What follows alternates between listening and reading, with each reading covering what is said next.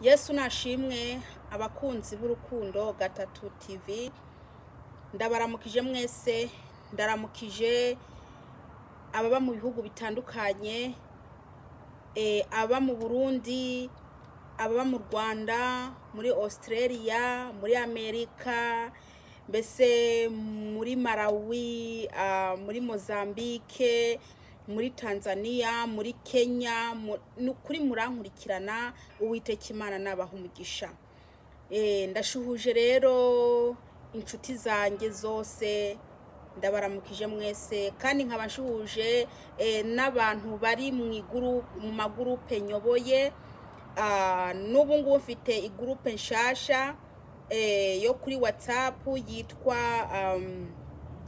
hunga udapfa ni gurupe nkunda gucishaho ibiganiro by'ijambo ry'Imana. Amena.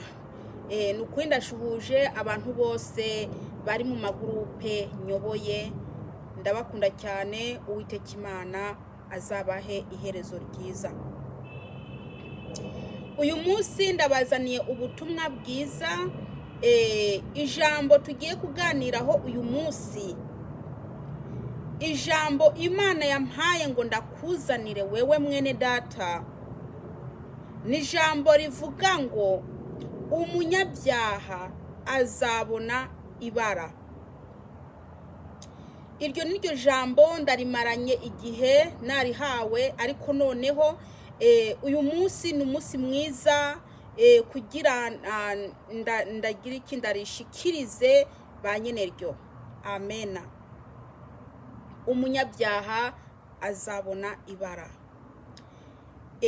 Bene data nshuti z'umusaraba, bino bihe tugezemwo ni bihe bikomeye. Benshi barimo barasubira inyuma, benshi barimo barava mu gakiza. Yamara mwene data wewe ugihagaze ni wirinde utagwa. Amen. Uwiteka Imana nagume abakomereje agakiza kanyu. Yesu nahabwe icyubahiro. Ndashimiye abantu bariko barashayiringa ubutumwa ndabahereza, nukuri Imana yo mu ijuru ize ibibahembere. Ntago muriko murakorera ubusa, Uwiteka Imana azabahemba. Muba muriko muragura ubwami bw'Imana. Amena. Reka rero manze nshire mu maboko y'Uwiteka buno butumwa hanyuma tubandanye. Ijambo ry'umunsi turi burisome muri Yesaya igice 3 ku murongo wa 11. Umuntu wese afite Bibiliya nazingurure yisomere, hanyuma umwuka wera amusobanurire byinshi. Amen. Dusenge mu izina rya Yesu Kristo. Data, mu izina ryawe Yesu Kristo ndagushima ndaguhimbaje. Ndagushima ukuntu wagiriye neza abantu bawe. Ndagushima ukuntu warinze abantu bawe. Ndagushima Uwiteka ko hari n'ibindi bintu ugiye kubakorera. Urakoze data. Ndagushima ukuntu Mwami Yesu ungejeje uyu mwanya ndi muzima. Benshi bapfuye, benshi tungana bapfuye. Mwami Yesu n'abari munsi yanjye bapfuye, n'abandi utabapfuye. Mana, ariko ngewe wemeye komba muzima uyu mwanya. Haleluya. Ndakwinginze Uwiteka uhabwe icyubahiro. Data wa twese, nta kintu na kimwe naguhaye kugira ngo ubu mwanya mbe ndi muzima, ahubwo n'urukundo rwawe n'imbabazi zawe wangiriye. Uri igiciro Mwami. Benshi bari mu bitaro, ariko ngewe ntacyo mbaye kubera wewe. Icyubahiro ni icyawe data. Dore Mwami Yesu, ngiye kuvuga ubutumwa, ngiye gukora umurimo wawe. Ndakwinginze Uwiteka ungire neza, undungikire umwuka wera azansanga hondi nasame na wavuge. Data wa twese, genda mu mitima y'abantu, bari abantu bafite imitima ikomana, genda uyoroshe kugira ngo ijambo ryawe ryinjire. Mwami Yesu, ndakwinginze Uwiteka ijuru rimanuke maze rinkikuze mu izina ryawe Yesu Kristo umunyanazareti. Gira neza abantu bawe, gira neza umuntu wari we wese ari bwumve buno butumwa. Haleluya. Urakoze Mwami w'abami. Ndirukanye imyuka mibi yose mu izina rya Yesu Yesu Kristo umunyanazareti, ndakwinginze Uwiteka Mana nyiringabo, ubwiza bwawe bube hano hantu. Urakoze data wa twese, sabye nize kuvyumvishije mu izina ryawe Yesu Kristo, amena amena. Bene data nshuti z'umusaraba, ndabinginze kubw'imbabazi z'Imana, ino video buno butumwa bwiza mu bushayiringe, mumfashe ivuga butumwa, mumfashe kwagura umurimo w'Imana, nukuri Imana izabibahembera. Amen. Dusome ijambo ry'Imana riri muri Yesaya igice 3 ku murongo wa 11. Dusome mu izina rya Yesu Kristo. Umunyabyaha azobona ibara, azomererwa nabi, kuko azogererwa ingero y'ibyo amaboko yiwe yakoze. Subiremwo. Umunyabyaha azobona ibara, azomererwa nabi, kuko azogererwa ingero y'ibyo amaboko yiwe yakoze. Amena. Iri ni ijambo ry'Imana. Umunyabyaha azabona ibara. Reka ndababwire bene data, urazi ko umuntu agenda kwiba kandi azi ko ari icyaha, kandi akaba azi ko umunyabyaha ingero yiwe kari ukurimbuka, ariko akagenda kubikora. Buriya hari abantu babaye ibyihebe, hari abantu bihebye, bahebye ubugingo bwabo, hari abantu bemeye kurimbuka, hari abantu badashaka guhindukira, hari abantu bemeye kuzarimbuka. Umuntu arava aho ngaho akagenda kuvuga ubutumwa yaraye yibye. Urazi ukuntu abagore barimwo bariba abagabo babo amafaranga, barimwo bariba abagabo babo amafaranga, kandi ibyo ngibyo bakabikora bazi ko ari icyaha, bakabikora. Hariho abandi bakora ibyaha bakavuga ati nzakwihana ejo, bakaja kwiba bakavuga ati nzakwihana ejo, imbabazi z'Uwiteka ziracariho, reka ngende kwiba nzakwihana ejo. Yamara ejo ntabwo ubuzi kuzahashika. Umuntu agapanga icyaha, akagiha itariki, akagiha n'ukwezi, akagiha n'amasaha yo kugikorerako. Yamara abantu barazimiye, abantu baragiye kure y'Imana. Noneho ijambo rivuze riti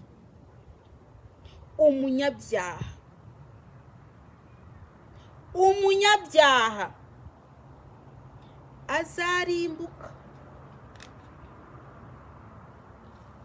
umunyabyaha azaboroga, umunyabyaha azapfa rubi. Yesu natugire neza. Yamara umaze imyaka n'imyaka mu rushengero, ariko uracagenda mu bapfumu.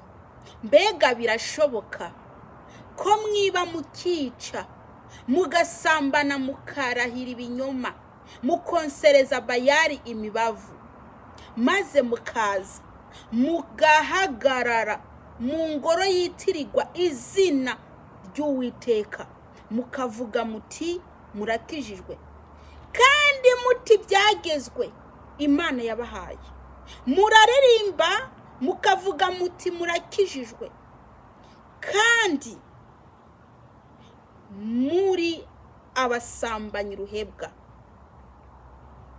Yamara wewe urimo urakora ibyaha, ukabipfukapfuka, dore igihe kiraje, igihe kiraje, uzarimbuka. ijambo ry'Imana ritubwira riti umunyabyaha azobona ibara, umunyabyaha azarira nta n'umwe azamutabara. Nabo basheri bangahe wishinga, nta n'umwe azagutabara kuri wa munsi. Buri muntu azaba arimwo arabazwa ibyo yakoze, buri muntu azabazwa ku gatwe kiwe. Yamara murabikora igaceceka, mukagira ngo murahuye, ngo izabiguhanira ibishira imbere y'amaso yabo. Uko bikurikirana, umuntu arubahuka akavaho ngaho akaja kuryamana n'umwana angana n'umukobwa we, kandi akanamutera n'inda, agaca anamubwira ati yikuremwo. Yamara ibyo byaha byanyu byanukiye Imana, ibyo byaha byanyu byanukiye Imana. Nimuhunge mudapfa, nimuhunge mudapfa, kuko umuntu wese arimo agenda akora ibyaha aba yarapfuye mu buryo bw'umwuka. Bene data, yewe evangelist, wewe byuka karugenda kuvuga ubutumwa, ukwisambanya kwara kurangije. Ijoro ryose wewe urara urisambanya, wewe uri murandeba, wewe evangelist, wewe uvuga ubutumwa buri munsi, buri uko ugiye kuvuga ubutumwa buriya uba waraye wisambanije. Ariko rero ndakubwira, urazi ko ako kazi k'Imana uri murakora uvanga n'ibyaha, urazi ko utari kurandikirwa. Ntabwo uri murandikirwa, ahubwo Imana irikira kureba, urayitera iseseme. Nta kuntu wo kwisambanya hanyuma mu gitondo ukabyukana Bibiliya ngo ugiye kuvuga ubutumwa. Yamara uzi ko waraye mu kwikinisha, urara urisambanya, hanyuma ugaca ugenda no kuvuga ubutumwa, ukagenda mbese gusebya izina ry'Uwiteka. Reka ndababwire bene data, umuntu wese adashaka guhindukira, umuriro uramurindiriye, ikiyaga cyaka umuriro uramurindiriye. Dore umuriro urimwo urarabya indimi, urarindiriye abo bose batarimwo barihana. Reka ndakubwire, wewe ukiri muzima urafite amahirwe yo kwihana. Yamara Imana iragukunda. Imana ntago irimwo irashaka kurimbuka, Imana ntago irimwo irashaka ko wewe uzagwa mu muriro, ahubwo irimwo irashaka ko wewe uhindukira ukava mu nzira zawe mbi, maze ugasanga Kristo. Benshi mwaraguye muri mu rushengero. Urazi ukuntu uri muri curuza, ngo Imana yaratinze kumpa umugabo, ngo reka ngende kumwiha ku nguvu, ugaca ufata bwa bujipo bupfuye, akaba aribwo wambara ukagenda kwerekana amaguru yawe, ngo umugabo niyabona iryo tako ryawe ngo azaca akuresha ngo agukunde. Reka ndakubwire, ntago ari umugabo uri murashaka, ahubwo uri kurikururira ibibazo. Wewe uri kurikururira ibibazo.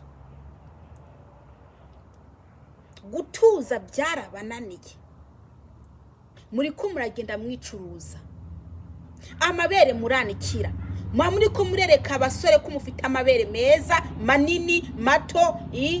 Reka ndababwire, ayo mabere mugenda mwanikiye ku gahinga ku musozi, Imana yavuga iti nje kugukubita inkoni kwayo mabere, cyangwa nje kurikuraho rimwe ryonyene usigarane irindi. Ndakubwije ukuri, waza utangira kwiga kwambara neza ukikwiza, ayo mabere yawe utayanikiye. Nta n'isoni munafite mwebwe, isoni se muracazigira? We hano ufata akabanu kinja no mu rushengero, ugenda gukurura bariya abakozi b'Imana, bariya abasore, kubakurura mugenda gucuruza amaguru yanyu mu rushengero, mucuruza amabere hariya mu rushengero. Kandi rero akena wacuruza ayo maguru baba bafite n'abayagura mu rushengero abariyo. Yamara umuntu wese ari mwarakora ibintu bitanezereza Uwiteka, Imana izamukuraho, Imana izamuvanaho. Wewe wa mupapa we uri muranyumviriza, uri muricwa n'inzoga, urafata isoda ugasukamo inzoga maze ukanywa.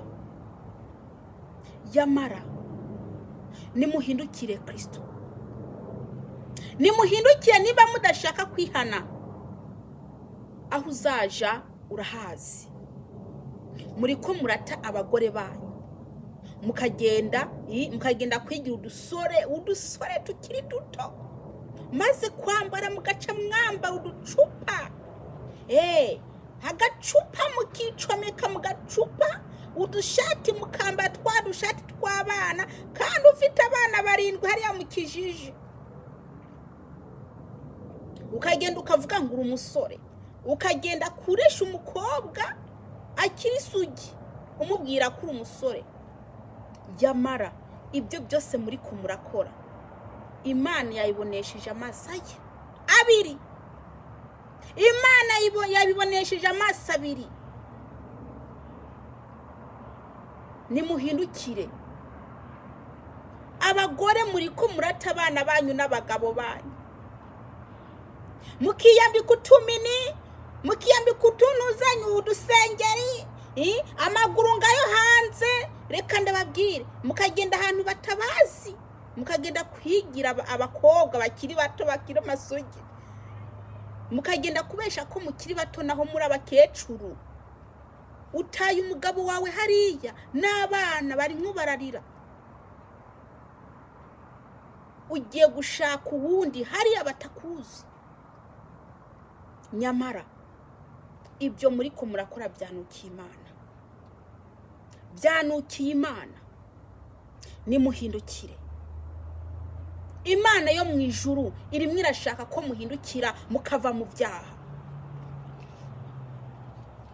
Abakobwa muri ko murataha ijoro, mugenda kare, mugataha saa 3 z'ijoro, mugataha saa 4 z'ijoro. Yamara ayo ntago ariyo masaha abakobwa bakwiye gutahira mu rugo. Ese wewe utaha ijoro uba wagiye he? Mbese uba wagiye ku kazi? Uba wagiye hehe? Ubu uri kumwe na turiya dusore hariya tuko turagukubitinda, utundi tuko turakonka amabere, utundi turiko turagukurura iyo minwa, mukagenda mubesha ababyeyi banyu ngo muvuye kwa kana ho muvuye ku giti, muvuye gusambana, ejo bakazabona mufitina, mutangiye amabere yanyu kuzabyimba buke, ati mwana wanjye bakuroze. Naho ntago bakuroze ufite inda. Wa munsi wagenda ukataha ijoro, ni wa munsi bagutereye hiyo nda. Ababyeyi bawe bagaca batangira guhangayika kubera kutumva ubusambanyi bubuzuyemwo, ubusambanyi burabuzuyemwo. Abasore namwe mugenda mudomeka kariya, hanze ukaba hafite abagore 6 wateye inda. Ese ubwo n'ubuzima? Ubwo ntago ari ubuzima, bene data.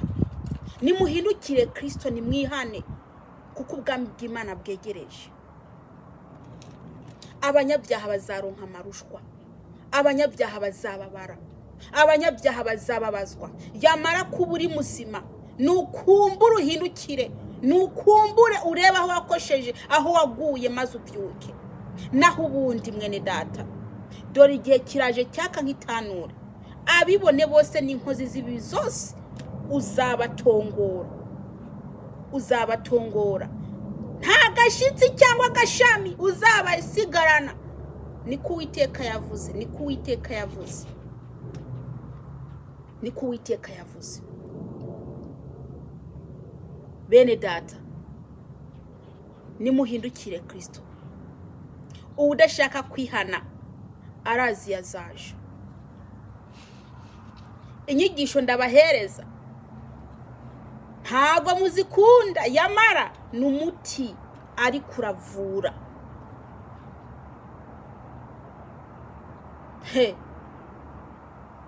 Mbenda kubaze mwene data, ko wowe ugenda wicugusa mu rushengero, ukicugusa ngo urimo uraceza, buriya uribagiye ibyo warayikoze mu ijoro. Buriya urabyibagiye. Akaboko kawe ntikakoze mu ipaturo ya so wawe. Amafaranga wakuyemo wayashize hehe? Kugenda wicugusa mu rushengero ngo uri kuririmbira Imana, naho Imana ikubona uri umujura. Amafaranga wibye nyoko wawe igihe gutuma guhaha, ngo ugende guhaha, yandi wasigaza wayashize hehe? Wakoze ibyaha binga bibiri, icyaha cyo kubesha n'icyaha cy'ubujura. Warageze mu rugo urabesha nyoko ngo wasanze ibintu bihenze mu isoko, naho amafaranga wayashize mu mufuko kugira ngo ugende ugura ibyo ukeneye. Yamara Imana yabibonye. Imana yabibonye, wa mukobwa wa musore we.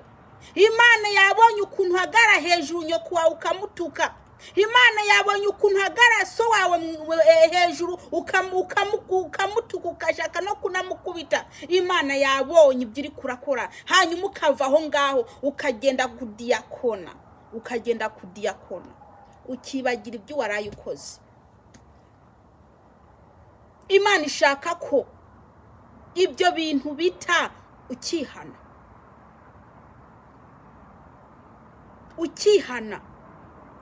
Uraza uturozi ugendana mu ijipo, ngushaka ngo umugabo wa kanaka ngagutore. Yamara ibyo ngibyo muri ko murakora bizabagaruka. Mbe mugira ngo icyaha ntihari ingaruka y'icyaha? Ibyo ngibyo ubikora uzi ko hari n'ingaruka yabyo, hari n'ingaruka yabyo. Ndakubwiza ukuri, ingaruka y'icyaha iriho. Nimukumbure, mutinye ibyaha kandi mutinye n'ingaruka yabyo, kuko ingaruka yabyo izari mbi. Yamara nimuhindukire. Buri muntu niyisuzume, buri muntu niyirebe aho yagenze nabi, asaba Imana imbabazi. Buri muntu niyikontore, maze dusenge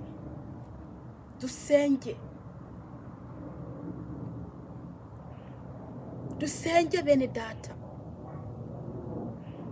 Imitima yanyu yuzuyemo ibinyongori, imitima yanyu yuzuyemo ibifushi, imitima yanyu yuzuyemo ibiki. Dore kandi ukabikorana umurimo w'Imana. Imitima yanyu yuzuyemo inzoka y'imitwe ibiri, birira habiri, nibyo byuzuye mu mitima yanyu. Imiserebanyi yose byuzuye mu mitima yanyu, ariko mukaguma mukora umurimo w'Imana, mu rushengero ubijanayo ukanabisohokana, nta no gutekereza ko wanapfa. Nta no gutekereza ko wanapfa. Yamara nimuhindukire, dusenge Imana. Ndarangije. Nyaruka nyaruka ugifite uburyo bazahamagara amazina nutumva mwirya uzarira. Uwiteka Imana nabagire neza, abahe gukiranuka. Dusenga Imana. Data, ndagushima kuri ijambo duhaye, ndagushima ukuntu tugiriye neza Mana. Ndakwinginze Uwiteka uherekeze ijambo ryawe maze rigende rikora akamaro, rikora akazi mu mitima y'abantu. Mwami Yesu, ugende ufungure amatwi y'abantu Mwami, kugira ngo ijambo ryawe baryumve kandi baryumvire mu izina ryawe Yesu Kristo Umunyanazareti. Urakoze Data wa twese, savye nize kuvyumvishije mu izina ryawe Yesu Kristo. Amen. Uwiteka Imana